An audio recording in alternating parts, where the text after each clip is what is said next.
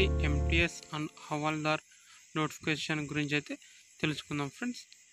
లేటెస్ట్గా మన కేంద్ర ప్రభుత్వం అయితే స్టాఫ్ సెలక్షన్ కమిషన్ నుంచి ఎంటీఎస్ మరియు హవాల్దార్ కేవలం 10వ తరగతి అర్హతతో నోటిఫికేషన్ అయితే విడుదల చేయడం జరిగింది. దీని గురించి పూర్తి విషయాలు అయితే తెలుసుకునే ముందు నా నుంచి ఒక చిన్న విన్నపం ఫ్రెండ్స్.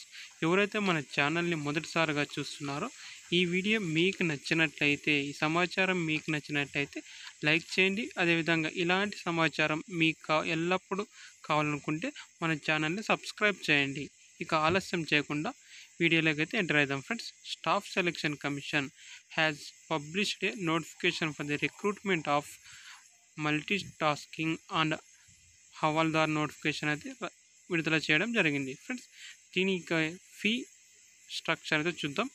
కేవలం 100 రూపీస్ మాత్రమే ఫీ అయితే ఉంది. అదేవిధంగా ఎస్సీ ఎస్టీ పీడబ్ల్యూ వాళ్ళకైతే ఫీ మినహాయింపు అయితే ఇవ్వడం జరుగుతుంది ఫ్రెండ్స్.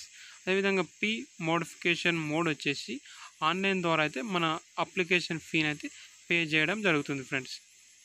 ఇక ఇంపార్టెంట్ డేట్స్కి వచ్చేసినట్లయితే starting date to apply online application వచ్చేసి 27/6/2024 అయితే స్టార్ట్ కావడం జరుగుతుంది ఫ్రెండ్స్. అదేవిధంగా last date of the application 31st July 2024కి అయితే లాస్ట్ డేట్ అయితే ఉంది ఫ్రెండ్స్.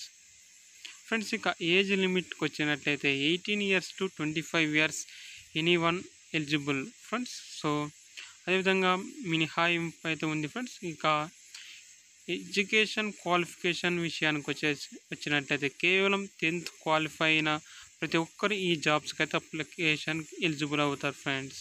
అదేవిధంగా apply online, exam pattern, selection process, ఈ విధంగా అయితే కీ పాయింట్స్ అయితే ఉన్నాయి ఫ్రెండ్స్. మనం ముందుగా ఎగ్జామ్ ప్యాటర్న్ గురించి అయితే తెలుసుకుందాం. ఎగ్జామ్ ప్యాటర్న్ సెషన్ 1, సెషన్ 2 రెండు ఒకేసారి అయితే ఉండడం జరుగుతుంది ఫ్రెండ్స్. ఈ విధంగా ఎగ్జామ్ ప్యాటర్న్లో సెషన్ 1లో 2 సెక్షన్స్ ఉంటాయి friends. Section 1, section 2. Each section 20 marks, 20 questions carries 1 question is 3 marks friends. So session 1లో 120 marks, సెషన్ 2లో 120 marks, టోటల్ 240 marks ఉంటాయి ఫ్రెండ్స్. ఎంటీఎస్ వాళ్ళకి పిఎఫ్టీ ఫిజికల్ ఈవెంట్ టెస్ట్ అయితే ఉండదు.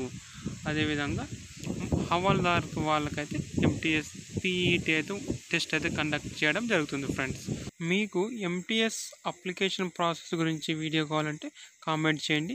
Thank you for watching friends. Thank you.